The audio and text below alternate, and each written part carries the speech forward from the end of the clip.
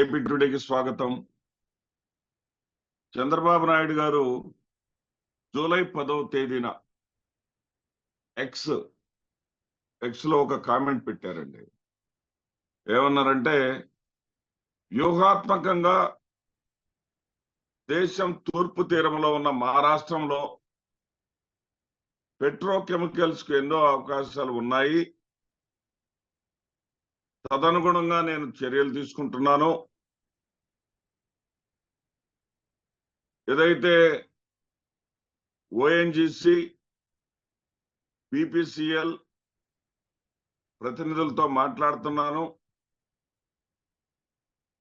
Corporation chairman మరియు ఎండి అయినటువంటి కృష్ణకుమార్ నాయకత్వంలోని ప్రతినిధులను కలిశాను. మరి ఆంధ్రప్రదేశ్ రాష్ట్రానికి 70,000 కోట్ల రూపాయల కేంద్ర ప్రభుత్వ నిధులతో ఒక రిఫైనరీ రాబోతోంది. మరి 90 రోజుల్లో సాధ్యాసాధ్యాలు కొలిక్కు వస్తాయి అని చెప్పేసి వారు ఎక్స్ లో పోస్ట్ చేశారు. వారు పోస్ట్ చేసిన వెంటనే దానికి సంబంధించి ఒక పత్రిక ఏదైతే దాన్ని ప్రమోట్ చేసేది బిజినెస్ సంబంధించినటువంటి పత్రిక బ్రహ్మాండంగా దానిని హైలైట్ చేస్తూ వార్తను ప్రచురించింది. దీనంతటికీ చంద్రబాబు నాయుడు గారి యొక్క సమర్థతే కారణం. ఒక చంద్రబాబు నాయుడు గారి వల్లే ఈ 70,000 కోట్ల రూపాయల పరిశ్రమ ఆంధ్రప్రదేశ్ రాష్ట్రానికి వచ్చిందని చెప్పేసి ఇక మనకందరికీ తెలిసినటువంటి పత్రికలు శీర్షికన 11వ తేదీ బిజినెస్ వరల్డ్ రాసినటువంటి వార్తను ఈ పత్రికలు కూడా రాసి బ్రహ్మాండంగా ఆంధ్రప్రదేశ్ రాష్ట్రం చంద్రబాబు నాయుడు గారు జూలై 12వ తారీఖున ప్రమాణ స్వీకారం చేస్తే నెల రోజులు తిరగకుండానే పెద్ద పరిశ్రమని ఆంధ్రప్రదేశ్ రాష్ట్రానికి తీసుకొచ్చేశారు అని చెప్పేసి ఘనంగా రాశారు. ఆంధ్రప్రదేశ్ లో చమురు శుద్ధి కర్మాగారం ఇక వచ్చేసినట్లే అని చెప్పి రాశారు.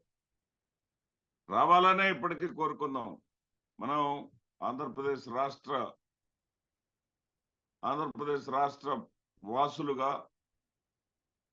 ఆంధ్రప్రదేశ్ రాష్ట్రంలో జీవించేటటువంటి వ్యక్తులుగా ఆంధ్రప్రదేశ్ రాష్ట్రానికి ఏ ప్రయోజనం జరిగినా సరే సంతోషిస్తాం. మన ఇంటిలో అభివృద్ధి జరిగినట్టుగా ఆనందిస్తాం. కానీ ఇవాళ అది వట్టి బూటకమేనా అనిపిస్తా ఉంది. దానిలో వాస్తవం లేదా అనిపిస్తా ఉంది. దాని మీద అయితే ఏ విధంగా ప్రకటనలు చేశారంటే, మచిలీపట్నం దిశ మారిపోతుంది అని చెప్పి మంత్రి కొల్లు రవీంద్ర గారు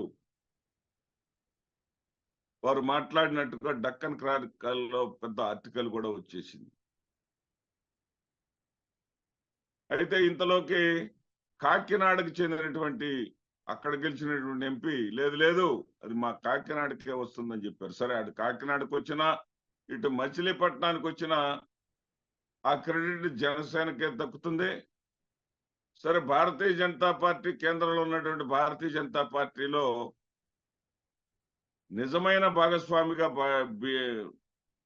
జనసేన పార్టీ ఉంది కాబట్టి జనసేన పార్టీ ఎంపీగా ఉన్నటువంటి పరిధిలోనే దాన్ని ఇస్తారని అనుకుందాం.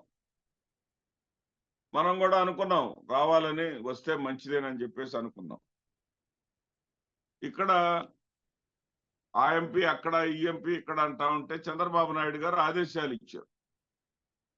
అసలు ఆ ప్రదేశం గురించి మీరు ఆలోచన చేయకండి, నాకు శ్రీకాకుళం మరి ఏదేదో కొన్ని ప్రాంతాలు ఆయన చెప్పారు. ఈ ప్రాంతాల్లో రామాయపట్నం ఎక్కడైనా కావచ్చు. దాని గురించి మీరు ఇప్పుడే ప్రదేశం గురించి ఆలోచన చేయకండి, పైగా రహస్యంగా ఉంచండి. అక్కడ పెడుతున్నాం అనేటువంటి విషయం అనకండి. ఎందుకంటే ప్రతిపక్షం ఉండనే ఉంది, ఉద్యమాలు చేస్తుంది దాని మీద, మళ్ళీ అక్కడొద్దు ఇక్కడొద్దు అని చెప్పేసి ఏదో వ్యూహాత్మకంగా మనం ఉందామని చెప్పేసి అన్నారు. ఇక్కడ వ్యూహాత్మకంగా అన్న పదాన్ని ఎక్కడ వాడాలో కూడా చంద్రబాబు నాయుడు గారు మరి ఆయనకు ఉన్నటువంటి అవగాహన ఏంటో నాకు అర్థం కాని విషయం ఏంటంటే, వ్యూహాత్మకంగా దేశం తూర్పు తీరంలో ఉన్న మహారాష్ట్రంలో, వ్యూహాత్మకంగా కాదు, అది భౌగోళికంగా. అంటే ఆయన ఎక్స్ లో పోస్ట్ చేసేటప్పుడే దీని మీద ఆయనకి ఏమైనా సందేహాలు ఉన్నాయా, ఇదేమన్నా జరిగేదంటావా అని ఆయన చెప్పారా అనిపిస్తా ఉంది. ఇదంతా ఎందుకు అనాల్సి వస్తుందంటే, జూలై 23వ తేదీన కేంద్రంలో బడ్జెట్ రావటమే తరువాయి. బడ్జెట్ లో ఆంధ్రప్రదేశ్ కి ఈ చమురు శుద్ధి కర్మాగారానికి నిధులు కేటాయిస్తూ దీని మీద ప్రస్తావన వస్తుంది అన్నారు. 23 వచ్చింది, వెళ్ళింది. 23వ తేదీన ఆంధ్రప్రదేశ్ రాష్ట్రంలో ఈ 70,000 కోట్లకు సంబంధించినటువంటి చమురు శుద్ధి కర్మాగారం గురించి ఎవ్వరూ ఎక్కడ ఏం మాట్లాడలేదు, ప్రస్తావించిన వాళ్ళు లేరు. భారతీయ జనతా పార్టీ ఆంధ్రప్రదేశ్ శాఖ కానీ, తెలుగుదేశం పార్టీకి తరఫున ప్రమాణ స్వీకారం చేసినటువంటి 2 మంత్రులు కానీ, లేదా మిగిలిన 14 మంది ఎంపీలు కానీ, ఆ 2 కాకుండా అదేవిధంగా మిగిలిన జనసేన ఎంపీలు కానీ ఏ ఒక్కరూ ప్రశ్నించలేదండి. ఏంటి ఆంధ్రప్రదేశ్ రాష్ట్రానికి అన్నారు కదా, ఇవ్వలేదేంటి, దాని సంగతి ఏంటని చెప్పేసి ఒక్కరు కూడా ప్రశ్నించలేదండి. ఇక పుండు మీద కారం పడినట్లుగా మన ఆంధ్రప్రదేశ్ రాష్ట్రం ఉన్నటువంటి ఆశలకు నీళ్లు చల్లుతూ తాజాగా బ్లూబెర్గ్ అనేటటువంటి వార్త, ఆ మీడియా వార్తను రాసిందండి. ఏంటంటే, ఉత్తరప్రదేశ్ లో ప్రయాగ్ రాజ్ లో, అంటే పూర్వ అలహాబాద్ జిల్లాలో ఉంటుంది ఇది. ఈ ప్రయాగ్ రాజ్ లో చమురు శుద్ధి కర్మాగారాన్ని ప్రారంభించబోతున్నారు. దీనికి కేంద్ర ప్రభుత్వం 70,000 కోట్ల రూపాయలు కేటాయించింది అని వచ్చింది. ఇది అర్థం కాని విషయం. ఇక్కడ మనం ఆలోచించాల్సినటువంటి విషయం ఏంటంటే, 2019 ఎన్నికల్లో ఉత్తరప్రదేశ్ లో ఉన్నటువంటి 80 స్థానాల్లో 64 స్థానాలను భారతీయ జనతా పార్టీ గెలుచుకుంది. ఇప్పుడు 2024 వచ్చేసరికి 64లో 30 స్థానాలను కోల్పోయి కేవలం 34 స్థానాలను మాత్రం నిలబెట్టుకుంది. అక్కడ యోగి ఆదిత్యనాథ్ ప్రభుత్వం ఆల్మోస్ట్ అస్థిరత స్థాయిలోకి వచ్చేసింది. ఆ ప్రభుత్వం కొనసాగేటటువంటి అవకాశాలు అక్కడ కనపడటంలా. కాబట్టి నరేంద్ర మోడీ గారికి మొత్తం పార్లమెంటు స్థానాల్లో 7% ఉత్తరప్రదేశ్ లోనే ఉన్నాయి. అంటే 80 సీట్లు ఉత్తరప్రదేశ్ లోనే ఉన్నాయి. ఆ రాష్ట్రంలో ఎన్నికలు రాబోతున్నాయి. అక్కడ మరలా ప్రభుత్వాన్ని అధికారంలోకి తెచ్చుకోవాల్సినటువంటి అవసరం వాళ్ళకి ఎంతైనా ఉంది. ఆంధ్రప్రదేశ్ రాష్ట్రంలో చమురు శుద్ధి కర్మాగారం ఇస్తే వాళ్ళకు ఉపయోగం ఏంటి? భారతీయ జనతా పార్టీ తెలుగుదేశం పార్టీకి తోక పార్టీగా ఉంది ఇక్కడ. అక్కడేమో భారతీయ జనతా పార్టీ అధికారంలో ఉంది. మరి ఈ తేడా ఉంది కదా అని చెప్పేసి అనుకున్నాడేమో చంద్రబాబు నాయుడుతో మనకు పనేముంది అనుకున్నాడేమో.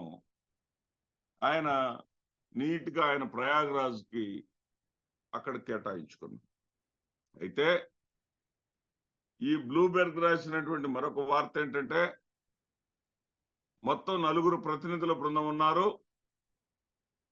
వాళ్ళల్లో ఒక 2 ఆంధ్రప్రదేశ్ లో చమురు కర్మాగారం గురించి కూడా ప్రస్తావన చేశారు. దీనికి సంబంధించి సాధ్యాసాధ్యాలను గురించి మరి బీపీఎల్ సంస్థ వాళ్ళు కానీ, ఓఎన్జీసీ సంస్థ వాళ్ళు కానీ, బీపీఎస్ఎల్ సంస్థ వాళ్ళు కానీ, ఓఎన్జీసీ సంస్థ వాళ్ళు కానీ వాళ్ళు కొంచెం ఫీడ్బ్యాక్ కావాల్సినటువంటి సమాచారాన్ని పంపించవలసిందిగా ఆంధ్రప్రదేశ్ నుంచి అడిగితే ఆంధ్రప్రదేశ్ నుంచి ఎలాంటి రెస్పాన్స్ రాలేదు.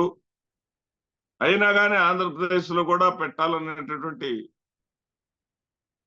ఆలోచన అయితే ఉన్నది అని చెప్పారు. మరి ఒకేసారి అటు ఉత్తరప్రదేశ్ లో 70,000 కోట్లతోటి, ఇటు ఆంధ్రప్రదేశ్ లో మరో 70,000 కోట్లతోటి 2 పెద్ద రిఫైనరీలను పెడతారా? పెట్టేటటువంటి పరిస్థితులు నిజంగా ఉన్నాయా? లేదా మనదాన్నే తీసుకెళ్లి ఉత్తరప్రదేశ్కి ఇస్తున్నారా?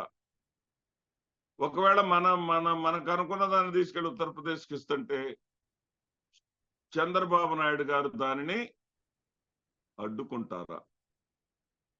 అడ్డుకొని ఏదైతే తన ఎక్స్ లో పోస్ట్ చేసుకున్నారో, తన అనుకూల పత్రికలో పెద్ద పెద్ద వార్తలు రాయించుకున్నారో అది నిజమయ్యేటట్లుగా చేస్తారా? చేయాలని కోరుకుందాం. ఇది నిజంగా చంద్రబాబు నాయుడు గారికి పెద్ద పరీక్షే.